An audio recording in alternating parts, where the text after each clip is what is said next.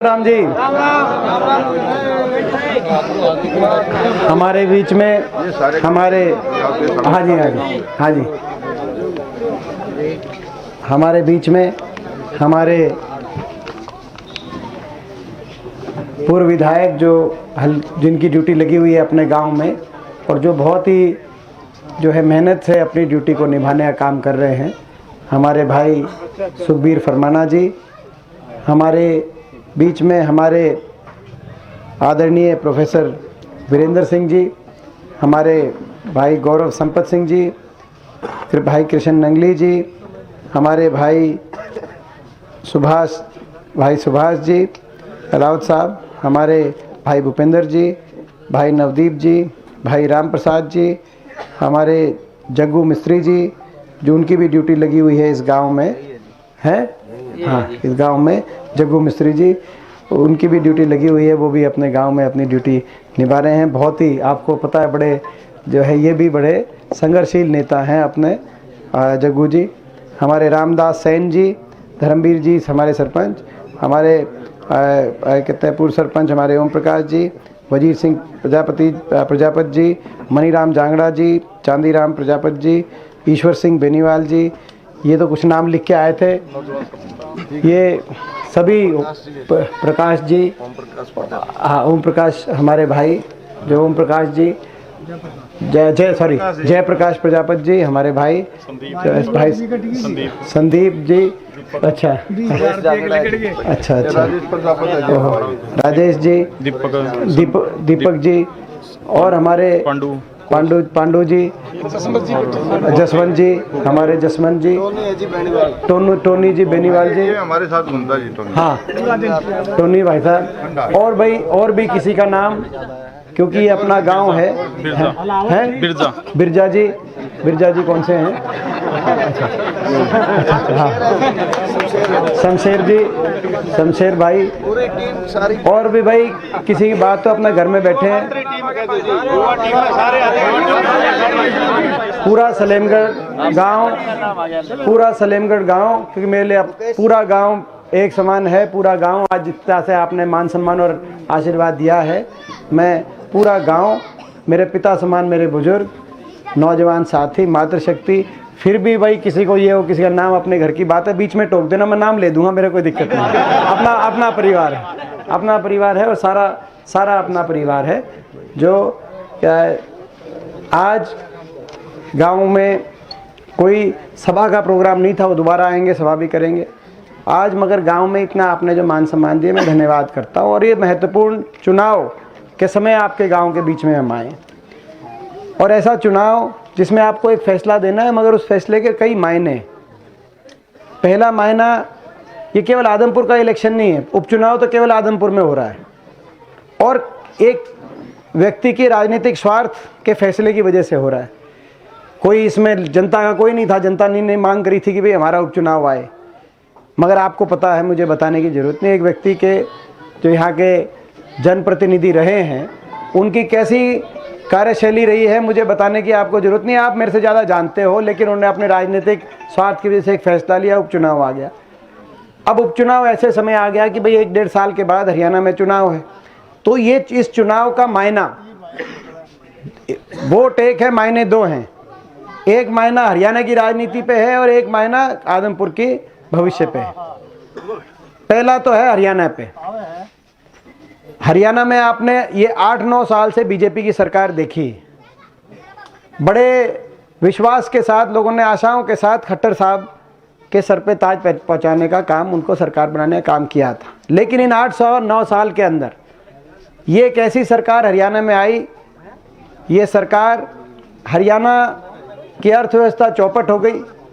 देश में सबसे ज़्यादा बेरोजगारी नौजवान खड़े हैं, इनको पता है देश में सबसे ज़्यादा बेरोजगारी आज कहीं है तो हरियाणा प्रदेश में, क्योंकि ना तो निवेश हुआ, ना इन्वेस्टमेंट हुई, ना सरकारी रोजगार जो निकलने चाहिए थे, ना सरकारी रोजगार, क्योंकि सरकारी नौकरी धीरे धीरे समाप्त कर रहे हैं, तो ना सरकारी नौकरी भी बंद है, ना प्राइवेट में इन्वेस्टमेंट हुई, कोई निवेश हुआ। तो देश में सबसे ज़्यादा बेरोजगारी आज हरियाणा में, देश में सबसे ज़्यादा महंगाई आज हरियाणा में, वैट सबसे ज़्यादा, आप तो राजस्थान के बगल में रहते हो, आप राजस्थान में जाके पता करो, वैट सबसे ज़्यादा हरियाणा में, यानी कि डीजल, पेट्रोल, रसोई गैस का सिलेंडर और देश में सबसे ज़्यादा महंगा कहीं है तो हरियाणा में, क्योंकि अर्थव्यवस्था चौपट कर दी खट्टर साहब ने। विकास नाम की चीज़ नहीं। हरियाणा किसी गांव में, किसी शहर में आपको विकास होता हुआ दिखाई, विकास की प्रक्रिया आपको ठप दिखाई दे, मैं गलत तो नहीं कह रहा। तो विकास नाम की चीज़ नहीं। और ऐसी सरकार जिसने हर वर्ग के जो अधिकार थे, जो योजनाएं थी, हर वर्ग को अपनी अधिकार के लिए लड़ाई लड़नी पड़ रही है। कोई नया काम नहीं मांग रहा कोई आदमी, मगर जो पहले जो व्यवस्था थी उसी के लिए लड़ाई लड़नी पड़ रही है। गरीब आदमी लड़ाई लड़ रहा है क्योंकि जो हमारी सरकार में, हुड्डा सरकार में, गरीब आदमी को 100-100 गज के प्लॉट का हमारा फैसला था।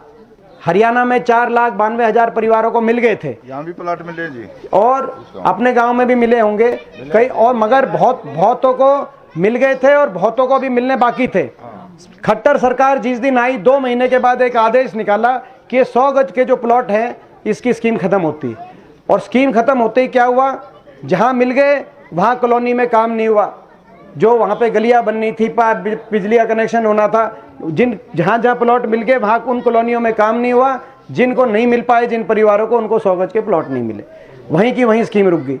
तो गरीब आदमी की 100 गज की स्कीम बंद कर दी, मकान की स्कीम बंद कर दी। मैं पूछना चाहता हूँ अपने गाँव में कितने मकान आ गए भाई 8-9 साल में? कितने मकान? नहीं, वो अपने वो 115 तो प्लॉट अपने टाइम के कटे होंगे। तो बैकवर्ड क्लास के 13 प्लॉट के बंद कर दिए, बैकवर्ड क्लास के 13 प्लॉट थे, बंद कर दिए। और जो है, और भाई ये हमारा पहला, ये हमारी स्कीम थी, स्कीम को बंद कर दिया गया था। जिस दिन सरकार बनेगी, पहली कैबिनेट मीटिंग में 100-100 गज के प्लॉट हर एससी और बैकवर्ड और छत्तीस बिरादरी के जो बीपीएल के परिवार हैं, हर उस परिवार को 100 गज के प्लॉट जिस गांव में जगह थी जमीन के हिसाब से, और नहीं तो एक्वायर करके वो प्लॉट की हर गांव के अंदर उस कॉलोनी को विकास विकसित करके देंगे। पहला फैसला लेने का काम ये एक फैसला है, पहली वो करेंगे। तो भाई जो वो पुराना जो फैसला था उसको बंद कर दिया। ऐसे ही गांव के स्कूल में वजीफा आता था, वो बंद कर दिया। 1ली से 12वीं क्लास तक हुड्डा सरकार में वजीफे की योजना थी, वो वजीफा बंद कर दिया। मनरेगा, हमारी कांग्रेस सरकार में मनरेगा आया था, आज मनरेगा का बजट आधा कर दिया। मनरेगा की दिहाड़ी के लिए गरीब को आज परेशानी का सामना। ऐसे ही किसान लड़ाई लड़ रहा है एमएसपी के लिए। जो एमएसपी न्यूनतम समर्थन मूल्य बाजरा लेके जा रहा है किसान, और बाजरा पिटा मंडियों के अंदर ना भाव। किसान ये कोई लड़ाई नए के लिए नहीं लड़ रहे, बच्चे, स्कूल के बच्चे लड़ रहे हैं गांव के स्कूल में शिक्षक के लिए। ये नहीं कि भाई नए स्कूल तो अपग्रेड, जैसे अभी अपने गांव में 10वीं का स्कूल है। मैं आपको उदाहरण देता हूं, आप इसमें सारी बात आ जाती है। हमारी सरकार भी रही लगभग 9 साल, इनकी भी 9 साल 8.5 साल सरकार है। जब कांग्रेस पार्टी की सरकार रही, हुड्डा साहब सरकार, हरियाणा में 2,500 नए स्कूल बने और अपग्रेड हुए, और 1 लाख से ज़्यादा शिक्षकों के पद पे भर्ती की गई, जिसमें चाहे वो गेस्ट टीचर हो, चाहे वो जेबीटी टीचर हो। 1 लाख से ज़्यादा भर्ती हुई। इन्होंने 9 साल में ना कोई भर्ती करी, शिक्षकों की एक भी भर्ती नहीं करी, एक जेबीटी नहीं लगाई शिक्षक भर्ती। जब और स्कूल नए खोलने की बजाय लगभग 4800 स्कूल मर्ज करने के नाम पर कम कर दिए कागजों में, और 300 स्कूलों पे बनाए स्कूलों पे ताला लगा दिया। बच्चों को इस बात की लड़ाई तो बाद में लड़ी जाएगी कि भाई नए स्कूल बनाओ, वो इस बात की लड़ाई लड़ रहे हैं हमारे स्कूलों को बंद ना करो, हमारे कम से कम स्कूलों में शिक्षकों की पूर्ति करो। कहने का मतलब प्राइवेट की तरफ और शिक्षकों की सरकारी जो है नौकरी खत्म करने की तरफ जो सरकार जाए, तो हर वर्ग, तो भाई अब एक बात है, हर वर्ग को, अलावत साहब आप बैठ जाओ जी, अलावत साहब बैठ जाओ, है ना। तो हर वर्ग इस बात के लिए लड़ाई लड़ रहा है कि भाई जो पहले मिल रहा था, कम से कम किसान कह रहा है पहले फसल का भाव जो मिल रहा था वो मिले। गरीब आदमी कह रहा है कि जो मेरी स्कीम्स थी वो स्कीम लागू हो। स्कूल के बच्चे कह रहे हैं भाई। तो भाई ऐसी सरकार जिसने इतना भट्टा बिठा दिया हरियाणा का, पहला फैसला आपको ये देना है, खट्टर साहब को 5 साल का रिन्यूअल का लाइसेंस रिन्यू करके 5 साल और चलाने का लाइसेंस दोगे या बदलाव हरियाणा में करोगे, ये पहला फैसला है। तो भाई एक बार ये बताओ कि भाई पहला हरियाणा का फैसला हरियाणा में ये सरकार रखनी है और या ये सरकार बदलनी है। एक बार हाथ खड़ा करके बदल, एक बार भाई जो बदलाव में एक बार हाथ खड़ा कर। भूपेंद्र हुड्डा। अच्छा, और सरपंच साहब बड़े बुजुर्ग ये लड़ाई लड़ रहे हैं कि भाई ये लड़ाई लड़ रहे हैं, वायदा तो इन्होंने किया था 5,000 पेंशन का, ये जेजेपी वाले दुष्यंत चौटाला बेवकूफ बना के सारी जनता का सबसे ज्यादा बना गया कि नहीं बना गया बेवकूफ कि भाई 5,000 बुढ़ापा पेंशन की लड़ाई नहीं लड़ रहे। अब बड़े बुजुर्गों को पेंशन लड़नी पड़ रही है लड़ाई कि भाई पेंशन कटे नहीं। गलत तो नहीं कह रहा? तो भाई ये भी हमारा एक फैसला है हुड्डा साहब का। 10 साल तक जब कांग्रेस की सरकार थी तो हरियाणा में देश में सबसे ज़्यादा पेंशन, राजस्थान, पंजाब या दिल्ली से सबसे ज़्यादा पेंशन हरियाणा में थी 10 साल लगातार अपनी सरकार में। अब बाकी स्टेटों की आगे बढ़ गई और हरियाणा की कम हो गई। जब कभी मौका मिलेगा पहली कलम से 6,000 बुढ़ापा पेंशन, यानी कि एक घर में 12,000 बुढ़ापा पेंशन आए तो देश में सबसे ज़्यादा दोबारा से 10 साल तक सबसे ज़्यादा रखी। आते ही दोबारा से खुशहाली आए हरियाणा में, विकास का पहिया घूमे, गांव-गांव में, शहर में विकास कार्य हों और हर वर्ग आगे जाए। तो भाई आते ही 12,000 बुढ़ापा पेंशन एक जो है एक घर में, यानी कि 6,000 के हिसाब से पहले और ये इस दुष्यंत वाला हिसाब नहीं, ये इसका हिसाब नहीं कि भाई जो है कह के बेवकूफ़ बना गया, सबका बेवकूफ़ बना गया, क्या करें। तो अब लोग पछता रहे हैं। तो कहने का मतलब ये बदलाव का है जी। 5 लाख काट दी जी, पेंशन काट दी, विधवा की भी काट दी। 5 लाख पेंशन काट दी, विधवा की काट दी। कल मैं कौन से गांव में था? खासा। कल मैं ये जो खासा महाजन डानी खासा गांव है, वो अपना 85 साल की उम्र और जो है वो ब्लाइंड थे, मतलब सूरदास थे, मतलब ब्लाइंड थे, उनको दिखाई नहीं देता था। उनकी पेंशन कट रही है, उनके पास पेंशन नहीं। ऐसे बड़े बुजुर्ग मेरे को मिले। मैं तो भाई जितनी इन्होंने पेंशन काटी है, भाई जिस दिन सरकार आएगी एक एक पेंशन को दोबारा से रिन्यू करके और देश में सबसे ज़्यादा पेंशन देने का काम करेंगे, ताकि बदलाव, हरियाणा में बदलाव जरूरी है। हरियाणा के नौजवान को, जो आज नौजवान देश में सबसे ज़्यादा बेरोजगारी से, आज जिस नौजवान को का भविष्य आपने चौपट कर दिया, चौराहे पे ला खड़ा कर दिया, ना सरकारी नौकरी, ना इंडस्ट्री आई, ना कोई औद्योगिक क्षेत्र लगा। ये छोटी बात नहीं है। आज आदमपुर क्षेत्र के अंदर पूरा विधानसभा क्षेत्र एक ऐसा विधानसभा क्षेत्र, यहाँ पे कोई औद्योगिक क्षेत्र ही नहीं है। ये कोई छोटी कोई इंडस्ट्रियल एरिया, और ठीक बात है। आज ये बेरोजगारी की गर्त में, आज नौजवान के भविष्य को जो धकेला है, तो आज हरियाणा बेरोजगारी में नंबर 1 और नशे में भी नंबर 1। आज नशे में पंजाब से आगे जो आंकड़े थे नशे में, ठीक कह रहे हैं, वो हरियाणा पंजाब से आगे नशे में आ गया। ये आपके और हमारे लिए बड़े सोचने की बात है। ऐसे लोगों के अगर लाइसेंस रिन्यू कर दोगे जो गाड़ी चला रहे हरियाणा की, जिन्हों कोई सरोकार नहीं है, उन्हों कोई, बड़े दुख की बात है। हरियाणा जो दिल्ली के 3 तरफ देश में सबसे आगे पहुंच सकता है हरियाणा विकास के मामले में, लेकिन आज हर आदमी को चोट पहुंचा के, हर वर्ग को दुखी करने का काम इस सरकार ने किया है। तो एक बार बदलाव हरियाणा में, हरियाणा के भविष्य को बचाने के लिए बदलाव बहुत ज़रूरी है। मैं अपने सारे नौजवान साथियों से कहना चाहता हूँ। दूसरी बात, एक बदलाव हरियाणा में भी होना चाहिए और एक बदलाव आदमपुर में भी होना चाहिए, क्योंकि आदमपुर के जो ये विधायक रहे हैं, ये जो जनप्रतिनिधि रहे हैं, इनकी कार्यशैली जो रही है, वो आप कैसे ओट रहे हो मुझे समझ नहीं आता। वो क्या बाकी कोई वो नहीं ओटेगा आदमपुर के अलावा, ये बता देता हूँ। नहीं ओटेंगे तो ये है। देखो मैं एक बात बताऊं, देखो एक मैं बताऊं, देखो एक इसमें देखो MP साहब है। हाँ जी, एक बात सुनो। हाँ सरपंच साहब, इस गांव के अंदर SC BC उसको जिताती थी। हाँ जी, वो हराने का काम करेगी। सबसे पहले सलेमगढ़ गांव से हारेगा, उसके बाद में आदमपुर से हारेगा और सारे हरियाणा में हारेगा। मेरे गांव सलेमगढ़ के अंदर जितने भी ये अपने बैकवर्ड के और जो अपने SC है, इनके राशन कार्ड भी जो पीड़े थे वे भी काट चुके हैं। हाँ। इससे बड़ी क्या होगी? हाँ, वही तो बात है। 6,000 से 10,000 के लगभग 6,000 से 10,000 तक गरीब आदमी इसके 2 लट्टू जगह जी, 2 लट्टू जगह। अच्छा, एक ये भी हमने भाई, एक और बात देखो, एक तो ये वही मैं कह रहा हूँ ना, लड़ाई इस बात की लड़नी पड़ रही है, जिसका कार्ड था उसको कार्ड की लड़की कार्ड काटने लग रहे हैं। तो कार्ड वाला तो करेंगे नहीं, हम साथ नहीं कभी अपनी एक और जो बिल की बात है ना, तो आते ही एक काम और करेंगे। जब पिछली बार अपनी सरकार बनी तब आपको याद है सरकार बनते ही 1600 करोड़ के बिजली के बिल माफ करना काम हुआ था। ऐसे ही पहली कलम से किए गए थे। ऐसे ही हुड्डा साहब ने कहा उसी रूप में सरकार बनते ही पूरे हरियाणा के हर उपभोक्ता, बिजली के उपभोक्ता, कोई कंडीशन नहीं, जैसे कि बाकी कोई कंडीशन लगाते हैं, कोई कंडीशन नहीं, हर उपभोक्ता के 300 यूनिट बिजली के हर महीने फ्री करने का काम करेंगे ताकि राहत मिले। आज जो रिकॉर्ड महंगाई और रिकॉर्ड बेरोजगारी से कमर तोड़ दिया, आज मतलब हरियाणा का बहुत नुकसान कर दिया, तो आज वो जो है एक बार मिलके हरियाणा को दोबारा से अपने उठाना पड़ेगा। दूसरा, मैं आदमपुर पे आ रहा था, ऐसे जनप्रतिनिधि, मेरा भी तजुर्बा है, मैं भी आप लोग के आशीर्वाद से, हरियाणा के लोगों के आशीर्वाद से पिछले 18-19 साल से देश की सबसे बड़ी पंचायत संसद का सदस्य हूँ।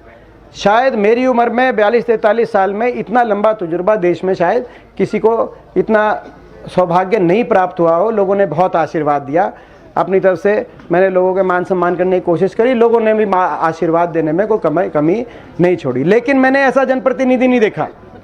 ये मेरे साथ सांसद भी थे, कभी संसद में इनको बोलते नहीं देखा, आदमपुर के लोगों की हक उठाते नहीं देखा। ये विधायक भी थे, हमारे 30 विधायकों की ड्यूटी लगी हुई है पूरे आदमपुर में, आप किसी से पूछ लेना, और हमारे छोड़ो, आप बीजेपी के विधायकों से पूछ लेना, इनको कभी विधानसभा में किसी ने बोलते नहीं देखा। अपने गांव में स्कूल की अपग्रेड की बात थी, किसी गांव में पानी की बात है, ये विधानसभा में एक दिन नहीं बोलते, नहीं संसद में जब थे तो संसद में एक दिन नहीं बोलते।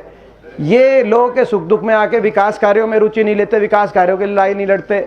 ये इनकी जो ग्रांट मिलती है वो ग्रांट हल्के में नहीं लगाते, ग्रांट वापस सरकारी खाते में जमा हो जाती है। ये देश में इस प्रकार की कार्यशैली, ये हल्के में नहीं रहते, ये कहीं रहते हैं, पता नहीं कहाँ रहते हैं, अपना गुड़गांव रहते हैं, कहाँ रहते हैं, मगर सैर सपाटे हरियाणा में रहते हैं। ये ऐसे जनप्रतिनिधि देश में, भाई आप कैसे उठ रहे हो समझ की बाहर की बात है, बाकी कहीं नहीं चल सकता ऐसे जनप्रतिनिधि। ये कार्यशैली नहीं होती जनप्रतिनिधि की। और किसी भी जनप्रतिनिधि को अगर पार्टी बदलनी है तो पार्टी आपको बदलनी है, आप अपने स्वार्थ में क्यों बदलते हो? राज्यसभा के चुनाव की वोटिंग थी, उससे आदमपुर के लोगों को क्या लेना देना था? बीजेपी को एक वोट जरूर चाहिए थी।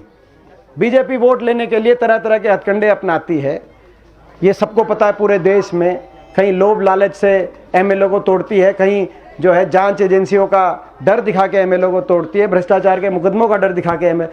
तो आपको अपना भ्रष्टाचार छुपाना था, सही बात है, यही बात है, गलत तो नहीं कह रहा मैं। और उसमें आपने बीजेपी में, तो उसमें लोगों का क्या है? तो ऐसे जनप्रतिनिधि, देखो ये ठीक कह रहे हैं कि ऐसे जनप्रतिनिधि, ये दौर जो है प्रजातंत्र का दौर है। आप सब समय ये बदलाव केवल हरियाणा में, हरियाणा के भविष्य को बचाने के लिए भी आप करो, मैं ये आप सबसे कहना चाहता हूँ। मगर आदमपुर में भी अच्छी राजनीति के लिए एक ऐसे विधायक को यहाँ से भेजो जिनकी आवाज़ विधानसभा में गरजे। मुझे विश्वास है, जयप्रकाश जी को मैंने देखा है, लोकसभा में उनको बात उठाते देखा है, मुझे विश्वास है यहाँ से आपका आशीर्वाद। नवंबर में सेशन आएगा विधानसभा का, आप लाइव सेशन देख लेना।